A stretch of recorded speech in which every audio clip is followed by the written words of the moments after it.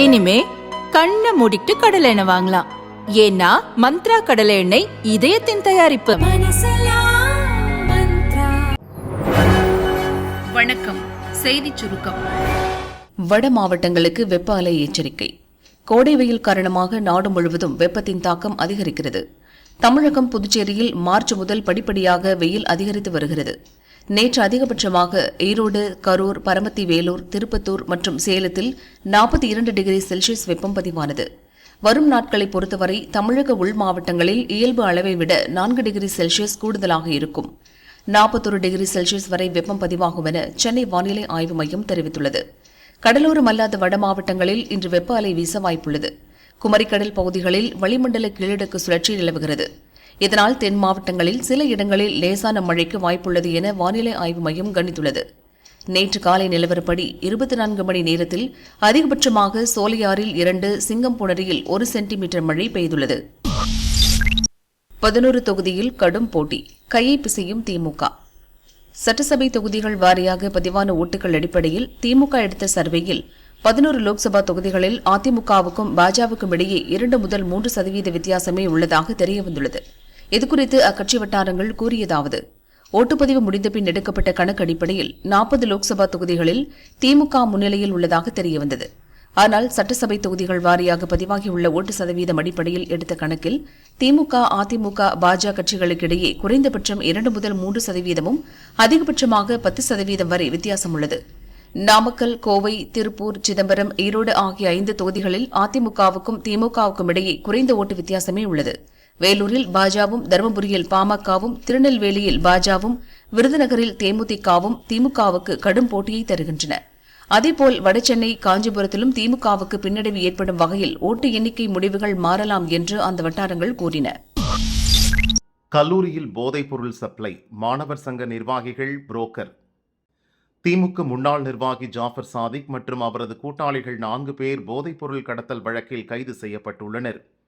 தில்லி திகார் சிறையில் அடைக்கப்பட்டுள்ளனர். அவர்கள் சட்டவிரோத பணப்பரிமாற்றத்தில் ஈடுபட்டது தெரிய வந்தது. அமலாக்கத்துறை அதிகாரிகளும் வழக்கு பதிவு செய்து விசாரித்து வருகின்றனர்.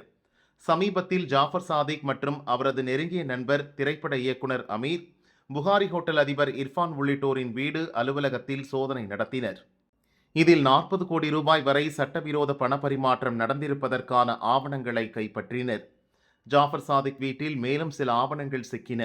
அவற்றை ஆய்வு செய்தபோது பல திடுக்கிடும் உண்மைகள் தெரிந்தது. பல்வேறு மாணவர் சங்க நிர்வாகிகளுக்கு ஜாஃபர் சாதிக் லட்சக்கணக்கில் பணம் வழங்கியுள்ளார். ஜாஃபர் சாதிக் கும்பல் சென்னையில் தங்கி படிக்கும் வெளிமாநிலத்தைச் சேர்ந்த மாணவர்களை குறிவைத்து போதைப்பொருள் விற்பனையில் ஈடுபட்டுள்ளனர் என அமலாக்கத்துறை அதிகாரிகள் கூறினர். புரோக்கர்களாக தமிழகத்தைச் சேர்ந்த மாணவர் சங்கங்களின் நிர்வாகிகள் செயல்பட்டதுக்கான ஆவணங்களும் சிக்கி உள்ளது என்றனர். மதிய உணவில் முட்டை மிஸ்ஸிங், ஏப்ரல் 5க்கு பிறகு வரவே இல்லை.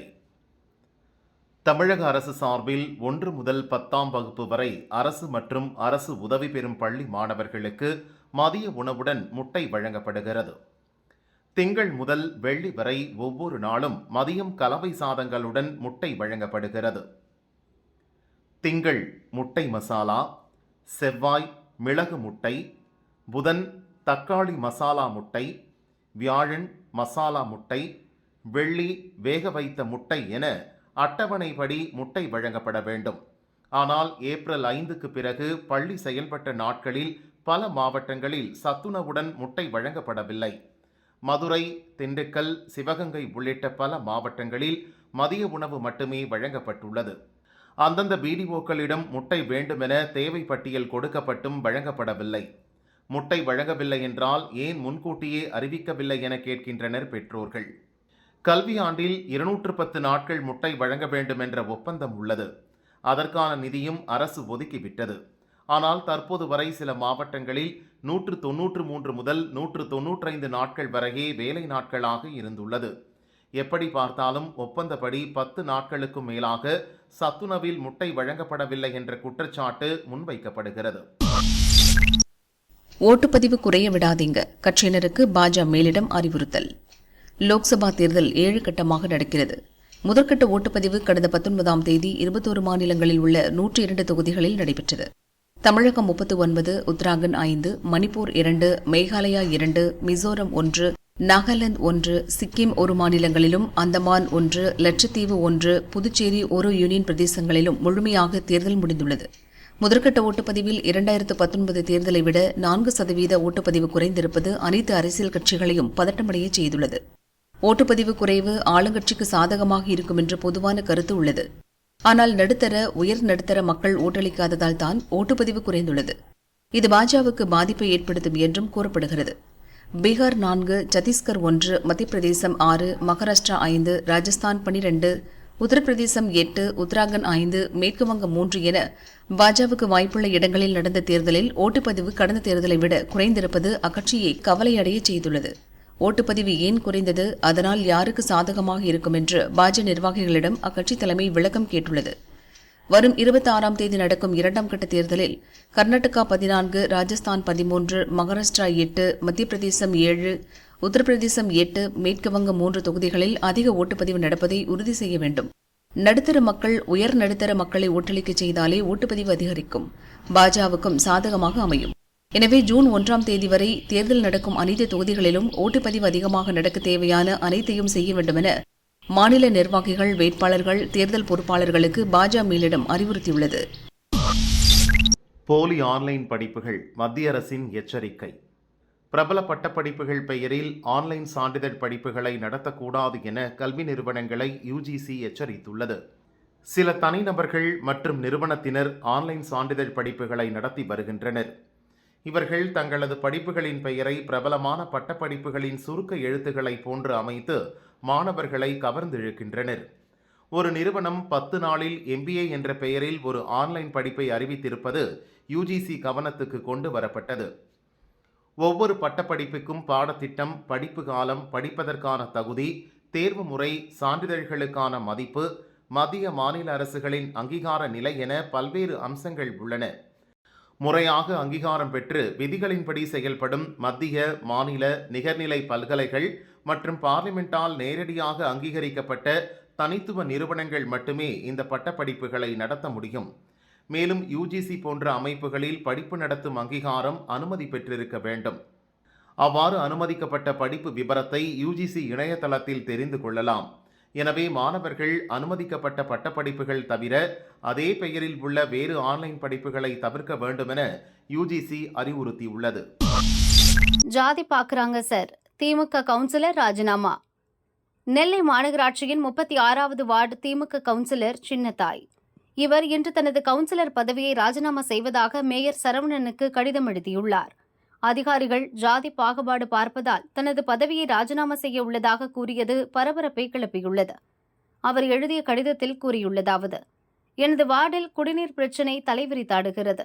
6 மாதங்களாக இருக்கின்ற பிரச்சினையை பலமுறை எடுத்து கூறியும் அதிகாரிகள் நிவர்த்தி செய்யவில்லை.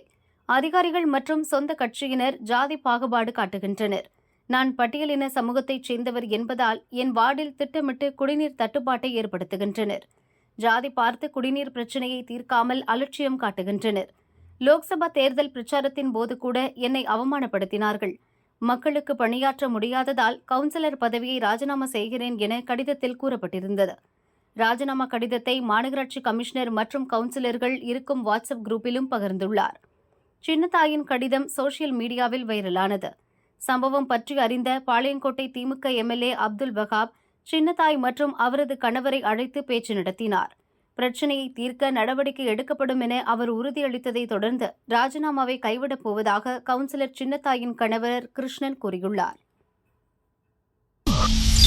அப்பாவி மீது கொடூர தாக்குதல், கஞ்சா போதை கும்பல் அட்டுழியம்.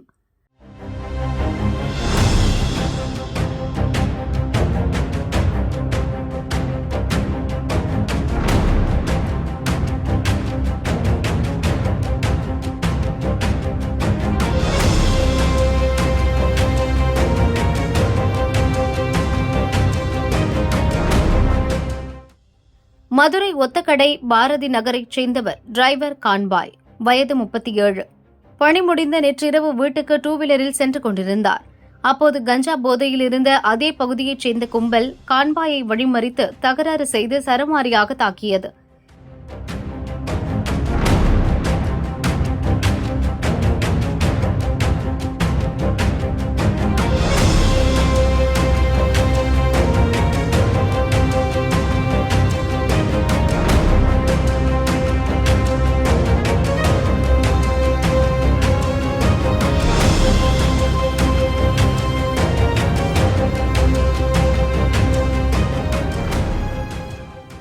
படுகாயமடைந்த கான்பாயை அக்கம்பக்கத்தினர் மீட்டு ராஜாஜி மருத்துவமனையில் சேர்த்தனர். அவருக்கு 20க்கும் மேற்பட்ட இடங்களில் தையல் போடப்பட்டுள்ளது. இச்சம்பவம் தொடர்பாக ஒத்தக்கடை போலீசார் 10க்கும் மேற்பட்டோரை பிடித்து விசாரித்து வருகின்றனர்.